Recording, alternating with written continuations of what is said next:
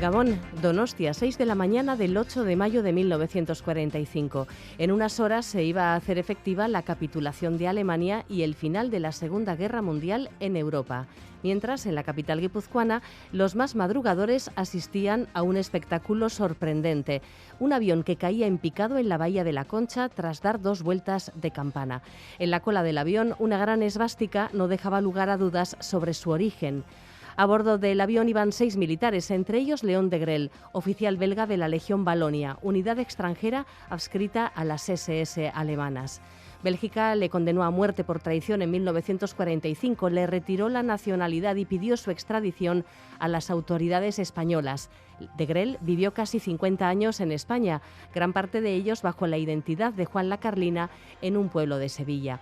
Hoy, en vísperas del Día de la Victoria Aliada, hablaremos con el historiador José Luis Rodríguez Jiménez, autor del libro Bajo el manto del caudillo, nazis, fascistas y colaboracionistas en la España franquista. Otro tema que vamos a analizar hoy tiene ya que ver con el ámbito de la ciencia. La estrategia del Gobierno vasco para convertir a Euskadi en un lugar de referencia en Europa en el desarrollo de tecnologías cuánticas sigue sumando avances. Se está construyendo ya la nueva torre cuántica de CIC Nanogune. El Centro Donostiarra, referente en la investigación en nanociencia y nanotecnología, se ha aliado con la empresa británica Quantum Motion para diseñar en esta torre chips para ordenadores cuánticos. Euskadi contará así con la instalación más avanzada del sur de Europa dedicada a la investigación y desarrollo de procesadores cuánticos. Un avance en consonancia con la llegada a la capital guipuzcoana en el último trimestre de este año del ordenador cuántico IBM Quantum System 2. Que se instalará en el IBM Euskadi Quantum Computational Center en el nuevo edificio Ikerbasque de Donostia. Comenzamos.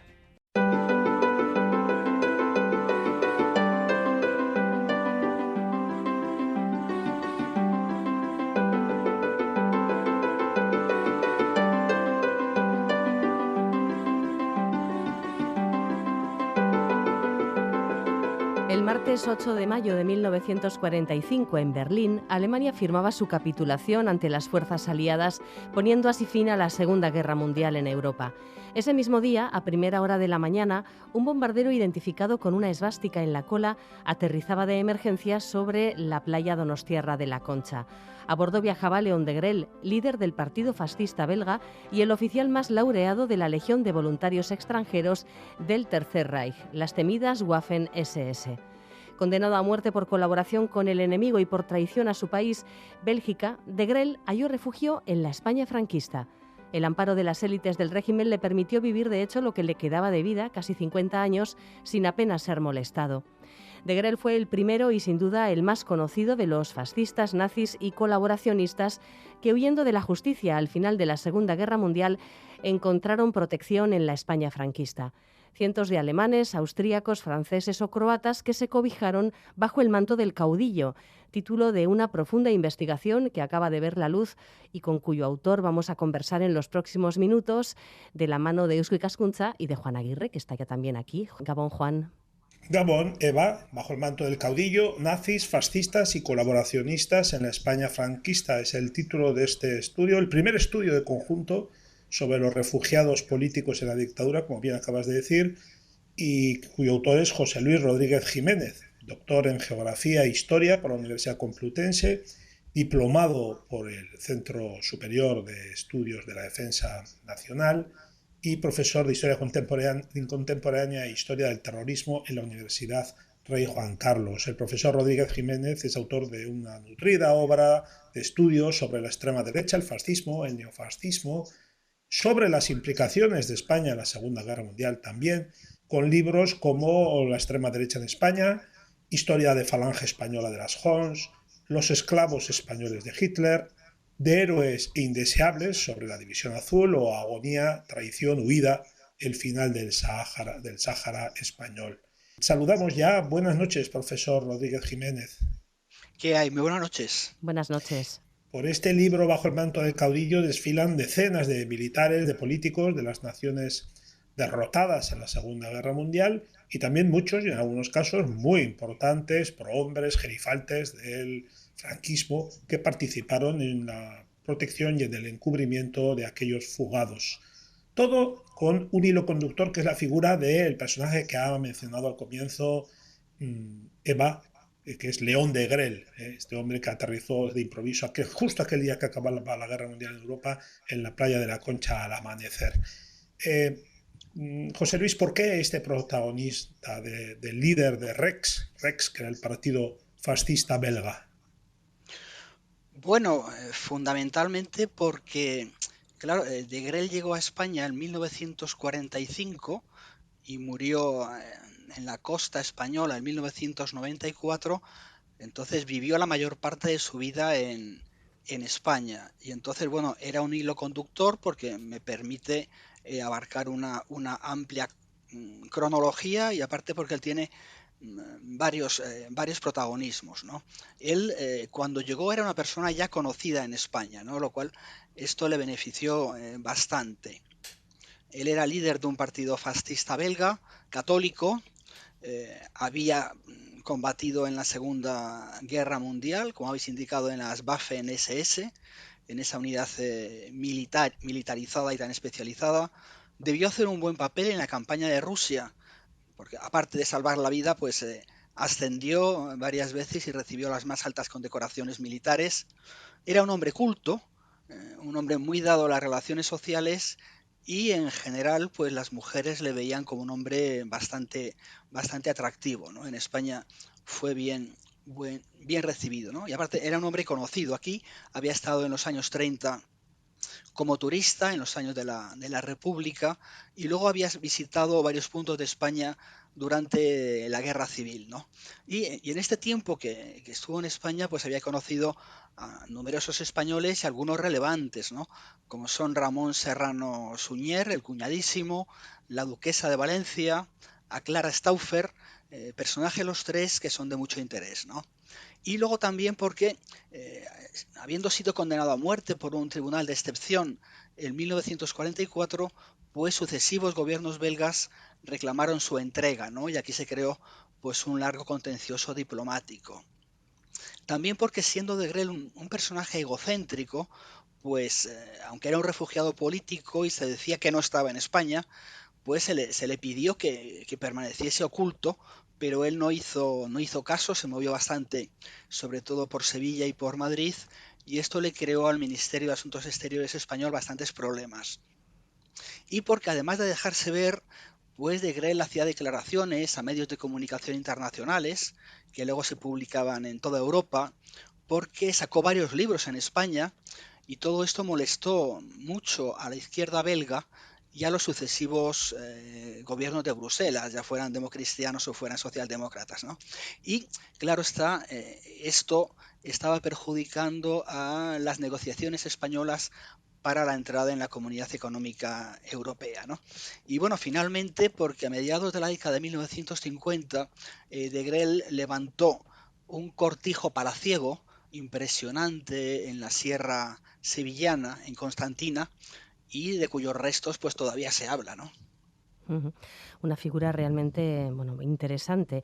Existe, en todo caso, una gran opacidad documental sobre el número de refugiados políticos que España acogió al final de la Segunda Guerra Mundial. Todo indica que fue muy importante en lo cuantitativo y también en lo cualitativo. ¿Cómo se puede valorar la entidad que tuvo esta acogida? Bueno, numéricamente es imposible decirlo, y es lógico que sea así porque este era un tema secreto, ¿no? Así que los organismos encargados pues procuraron dejar de esto el menor rastro posible. Entonces, de lo que sabemos es una parte de lo que ocurrió. Incluso hay dos personas de las que yo hablo en el libro, que son el general Raúl Salán, que luego, a comienzos de los 60, fundó la OAS en Madrid, y el otro es Karl Momelburg, jefe de la Gestapo en Francia. Y bueno, pues es increíble que en el Ministerio del Interior español no haya ninguna documentación sobre él, ¿no? Bueno, nos falta documentación, y además en España todavía hay varios archivos que permanecen cerrados. Siendo así, aunque no podamos facilitar una cifra, los datos que manejamos a nivel comparativo pues nos permiten concluir que la España de Franco fue la nación europea donde hubo un mayor número de nazis, de fascistas y de colaboracionistas con el Tercer Reich, ¿no? Y luego apuntabais el tema cualitativo, ¿no? Bueno, pues en cuanto a la calidad política de estos criminales, es muy importante, ¿no? Hay que decir, en ningún otro país del mundo se llegó a juntar semejante representación, ¿no? De cuadros intermedios y de dirigentes de gobiernos y de partidos políticos, ¿no? Yo puedo citar algunos si tenemos tiempo, pero, por ejemplo, hay dos ministros del gobierno colaboracionista de Vichy, Bonnard de Educación y Gabol de Justicia. Dos de los principales responsables de la deportación de los franceses judíos a los campos de exterminio vinieron aquí, que son Louis Darquier de Pellepoix, el titular de la Comisaría General de Asuntos Judíos, y el ya citado Karl Bommelburg, que fue el jefe de la Gestapo en Francia. Aquí vinieron los dos dirigentes del Estado Independiente de Croacia, el político, que es Ante Pavelic, y se trata del dirigente fascista de más alto rango de los que consiguieron huir al término de la Segunda Guerra Mundial. No hay otro caso. Y también el líder militar, ¿no? Luburic, que hay que decir también, bueno, es el más relevante entre los altos mandos militares responsables de crímenes de guerra y de genocidios que no fue juzgado al término de la Segunda Guerra Mundial. Así que dos personajes de gran importancia. Está de Grell, está Oriasima, ¿no? El rumano, uno de los líderes de la Legión de San Miguel Arcángel y presidente del gobierno rumano en el exilio. Está el general Raúl Salan, enfrentado a De Gaulle por la independencia de Argelia. Hay dos dictadores americanos, Fulgencio y Batista, el que era presidente de Cuba cuando la revolución de los hermanos Castro, y el Che Guevara. Está el dictador venezolano Marcos Pérez Jiménez. Está Rafael Leónidas Trujillo, el hijo del dictador dominicano del mismo nombre, una hija del dictador, la tercera esposa del dictador, y bueno, por no alargarnos, está el argentino Juan Domingo Perón, ¿no? Que fue depuesto por un golpe militar en 1955, se exilió a varios países y acabó instalándose en España hasta 1972. Bueno, obviamente la presencia de estas personalidades que nos acaba de señalar no debía de ser cómoda ni fácil de gestionar por el régimen español, un régimen diplomáticamente aislado por su alianza pasada con la Alemania de Hitler y, claro, presionado con solicitudes de extradición. Eso también lo he apuntado antes a propósito de Grell, ¿no? Entonces decimos, oye, entonces, ¿por qué se enrocó? A ver, ¿en qué le iba al régimen para darles esta protección? Hombre, ya sabemos, había amistad, como nos ha dicho, que se conocían de cuando la guerra, etcétera. Había sintonía ideológica, evidentemente, pero señala en el libro también el profesor Rodríguez Jiménez que una parte de la razón es que le resultaban útiles al franquismo. ¿De qué manera? Sí, es indudable que había este elemento, ¿no? de la utilidad que podían dar, aparte de la solidaridad ideológica, ¿no? Bueno, por un lado tenemos personal de empresas, de esas empresas que se crean durante la Guerra Civil Española y la Segunda Guerra Mundial para facilitar la exportación de materias primas y de otros bienes a Alemania. Y bueno, este personal de empresas, por un lado, podía aportar conocimiento científico y conocimiento empresarial, ¿no? Y luego hay que pensar también que es que no interesaba entregarlos a los aliados occidentales porque estas personas, si fueran interrogadas por los servicios de inteligencia de Estados Unidos y de Gran Bretaña, pues podrían facilitar una información que no interesaba al gobierno de Franco, ¿no? Luego tenemos personal de inteligencia. Hay que pensar que el país del mundo donde hubo más espías alemanes fue España, ¿no? Por la importancia geoestratégica de la península, las Baleares y las Canarias, ¿no? Así que entre tantos espías que habían sido amigos y conocidos, pues una parte fueron reutilizados para temas de información y para temas de espionaje, ¿no? E interesaban para dos cosas: que aportaran su experiencia para investigar a la izquierda dentro y fuera de España y luego un tema que fue ganando en importancia, que era la investigación sobre el nacionalismo marroquí, ¿no? Tenemos dos espías importantes que fueron Rudolf Recke y Heinrich Langenheim, ¿no? Pero se podrían citar bastantes otros, ¿no? Y luego otros tenían su utilidad porque tenían experiencia en la policía política alemana, ¿no? Es decir, que y van a aportar conocimiento en la persecución de enemigos políticos, asesoramiento en interrogatorios, elaboración de ficheros, etcétera, ¿no? Por ejemplo, yo en el libro cito el caso de Walter Mossig, pero podría haber otros, ¿no? Y luego finalmente una parte de los exiliados, los del este de Europa, sobre todo los húngaros, los búlgaros y los rumanos, esta gente creó varias organizaciones internacionales anticomunistas y estas organizaciones realizaban actividades dentro y fuera de España, ¿no? Y siendo el régimen de Franco, decía él mismo, un bastión del anticomunismo, pues la actividad de estas organizaciones pues les daban cierto prestigio, ¿no?, dentro de esta comunidad política.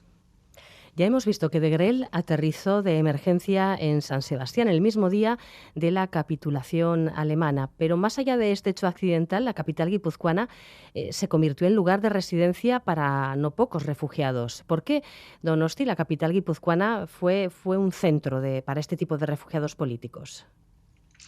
Bueno, nos faltan datos, ¿no?, en este tema secreto, pero bueno, en general podemos señalar que los lugares principales donde se establecieron estos nazis y colaboracionistas fue Madrid, fue la costa mediterránea y también el País Vasco, ¿no?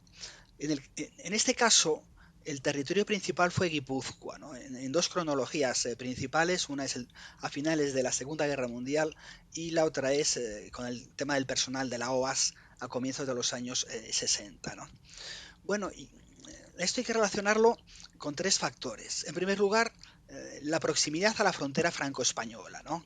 Bueno, estaban muy cerca de Francia, donde era un lugar donde podían llegar refugiados. Influye también las características de la geografía, es decir, la proximidad al mar, ¿no?, que facilitaría una ruta de escape, y la proximidad pues a zonas de valles y de montañas, zonas poco pobladas, donde sería sencillo esconderse, ¿no? Y luego yo creo que es evidente que influye pues también la belleza del lugar, ¿no?, y las buenas condiciones de vida en Donostia. Hay que decir que Guipúzcoa adquiere importancia para quienes buscaban un lugar de refugio en 1944-1945, es decir, cuando está a punto de producirse el desembarco aliado y durante esos meses en que ya se ha producido y se está produciendo la liberación de Francia, ¿no? Y sabemos, ¿no?, documentalmente, por documentación del Ministerio de la Gobernación, es decir, lo que hoy es Interior, que aquí vienen primero a esconder, ¿no?, materiales, joyas, piedras preciosas, oro, etcétera, una serie de franceses, belgas y otros que habían colaborado con la Gestapo alemana en París y otras ciudades, habían colaborado en la investigación y persecución de judíos y en la extorsión a estas personas, ¿no? Y entonces, bueno, habían robado en los registros una serie de bienes que luego los hacían circular en el mercado negro. Pues bien, cuando París va a ser liberada, esta gente huye y ante lo que pueda ocurrir rápidamente cruzan la frontera, depositan materiales en San Sebastián y zonas colindantes, reciben la protección de autoridades españolas, reciben la colaboración también de los dos servicios de espionaje alemanes, el SD, el del partido, y el Abwehr, que es el servicio alemán de espionaje militar, ¿no? Entonces, bueno, hay algunos casos destacados, ¿no?, el de Henry Chamberlain, el de Merot, el de Christian Massui, que intentaron secuestrar el servicio de inteligencia francés, ¿no? Bueno, estas personas se establecieron aquí y, bueno, pues dejaron un pozo, ¿no? Y luego, además, hay que pensar que cuando empiezan a llegar refugiados, en el 44, 45, 46, las autoridades españolas, a los que considera enemigos, es decir, ingleses, canadienses, norteamericanos, polacos, etcétera, los dirige a todos ellos al campo de concentración de Miranda de Ebro, ¿no? Pero a estos que considera amigos, los conduce a una serie de balnearios situados en la meseta norte y en otras provincias del norte del país, ¿no?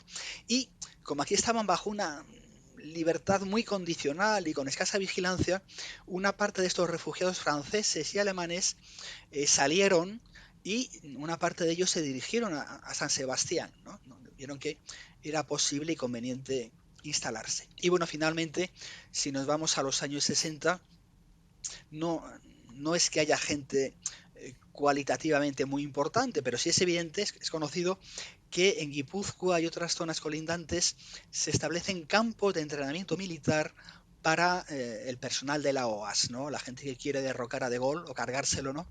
Porque organizaron varios atentados. Ujú. Antes ha mencionado a los croatas Pavelić y Luburik, que eran reconocidos genocidas, se instalaron en España en los años 50. Bueno, Luburik, de hecho, casó en Bilbao en 1953 y ambos serían víctimas de cazanazis, bueno, en realidad de los servicios supuestamente de espionaje de inteligencia yugoslavos, ¿no? Pero bueno, sobre los cazanazis le quería preguntar qué actuación tuvieron en aquella España de Franco. Pues hay algunas actuaciones interesantes en España, ¿no? La verdad es que se lo facilitan el hecho de que esta gente era bastante irresponsable, ¿no? Porque se dejaba ver más de lo conveniente, lo cual no interesaba al régimen de Franco, y bueno, pues siendo conocidos genocidas, pues hombre, tenía lógico pensar que si te casas en Bilbao o en una iglesia y sales de la iglesia con un uniforme tipo Sí. nazi, pues en fin, los servicios de inteligencia británicos y norteamericanos se van a enterar, ¿no? Bastante irresponsables, ¿no? Bueno, en estos años hay una serie de asociaciones antinazis que recopilan datos sobre la posible presencia de nazis en diversos países europeos, ¿no? La más conocida es el centro Simon Wiesenthal, que entonces estaba en Viena y ahora en Estados Unidos, pero también el gobierno de Israel se movía en este sentido y es muy importante, que es el que nos interesa ahora, el de la Yugoslavia de Tito, ¿no? Bueno, ya hemos dicho que los principales dirigentes ustashas, ¿no? de ese Estado independiente de Croacia que habían creado Hitler y Mussolini, consiguieron huir en su totalidad, que es un caso único, ¿no? Y bueno, y que su política de exterminio se había centrado en los serbios. Así que es lógico pensar que el gobierno de Tito estaba interesado y eso está ampliamente demostrado, ¿no? Agentes yugoslavos atentaron contra Pavelić en Argentina el 11 de abril de 1957. Dos disparos que no le causaron la muerte, pero bueno, se vino para España y falleció al año siguiente, ¿no?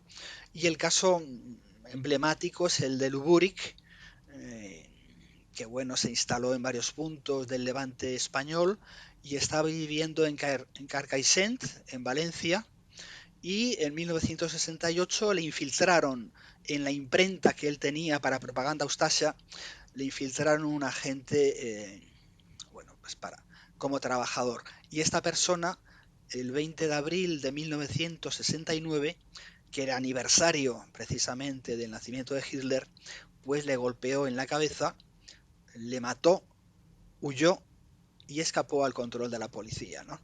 Y luego de Grell hay un intento de secuestro, aunque las personas fueron detenidas en la frontera francesa en 1961, ¿no? Pero sabemos por la investigación policial que llevaban un plano de Constantina, de la zona de Sevilla donde él estaba, que viajaban en coche y que iban a utilizar como cebo a una mujer para traerle, secuestrarle, montarle en un yate que desapareció de Tarragona y desde ahí conducirle pues a un punto que desconocemos.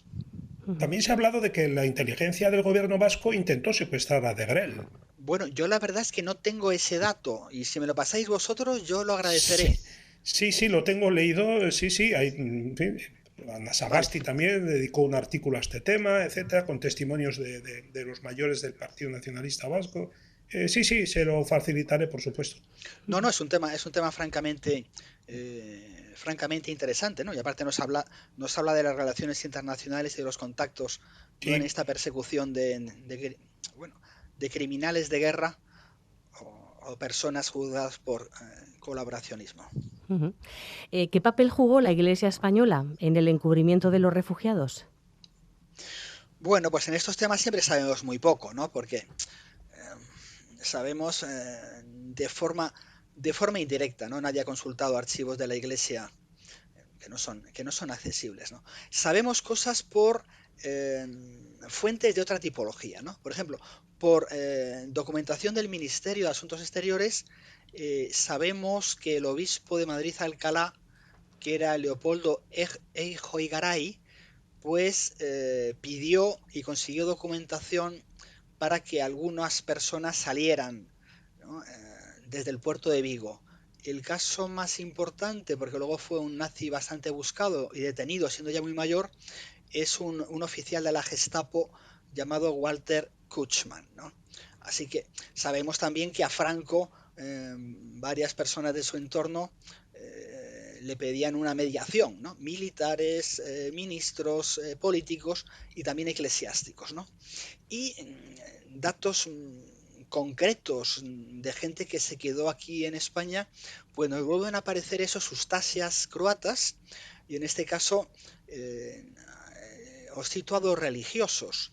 Uno se llama Franco Maric, que había realizado propaganda política desde su despacho, y tenía su despacho en Madrid, en la Basílica de San Francisco el Grande, y desde ahí editaba una revista. Y el otro se llama Ivo Saric, que fue arzobispo de Sarajevo, estando los Ustasias en el poder. Es un autor de varios escritos contra los cristianos ortodoxos y los judíos, y fue acogido también en España y vivió permanentemente, apenas salía, debía tener miedo, vivía en esa gran iglesia que hay en Madrid, que es la de San Francisco el Grande. Esto nos da una pista, ¿no? Porque el tema de los franciscanos nos aparece varias veces, ¿no? Son también franciscanos los que apoyan, los que ayudan a Luburic a establecerse en varias poblaciones levantinas, y los que le abren un abanico de relaciones sociales que iban a ser importantes, ¿no? Para establecer luego sus negocios que tuvo allí. Pues por último, si le parece bien, podríamos comentar algo sobre la influencia o el pozo ideológico que pudieron tener aquellos nazis, fascistas y colaboracionistas que vivieron durante años en España. No sé si dejaron algún tipo de huella política. Sí dejaron huella, y yo creo que es importante este tema, ¿no? En primer lugar, eran un referente importante para los jóvenes, ¿no? Neofascistas, sobre todo del grupo de neonazis español, ¿no? El Círculo Español de Amigos de Europa, CEDADE. Bueno, los tuvieron como referente, les iban a visitar, les pedían inspiración, etcétera, etcétera, ¿no? Pero, aparte de ser un estímulo y de ser un aliento para ellos, fundamentalmente Otto Skorzeny, ¿no? Ese oficial de las SS que no habíamos citado, y también de Grell, ¿no?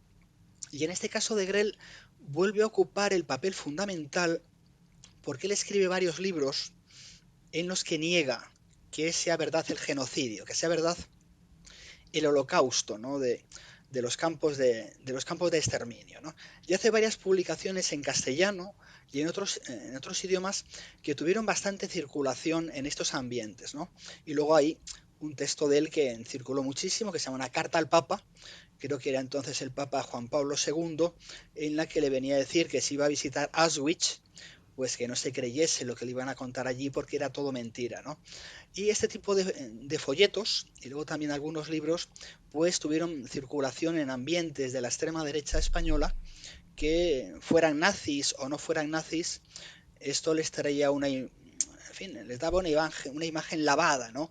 Una mejor imagen de lo que realmente suponía el Tercer Reich, ¿no? Y yo creo que en este sentido, esas corrientes del negacionismo, ¿no?, que ellos llaman revisionistas, que tanto han funcionado en varios continentes, pues tuvieron cierta relevancia en España.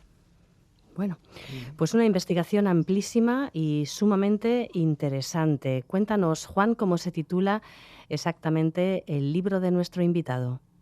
Bajo el manto del caudillo, nazis, fascistas y colaboracionistas en la España franquista, escrito por nuestro invitado de hoy, José Luis Rodríguez Jiménez, y lo ha publicado Alianza Editorial. José Luis Rodríguez Jiménez, que queda pendiente de que le pases esa información que te ha pedido hace un momento. Por supuesto. Y que quizás todavía tiene que hacer varias ediciones a medida que se vayan descubriendo nuevos datos. Es curioso que 80, 70, 60, 50 años después todavía, bueno, pues haya que buscar con pico y pala algunas informaciones documentales en archivos. Muchísimas gracias a los dos. Un saludo. Un saludo. Gracias por vuestro interés.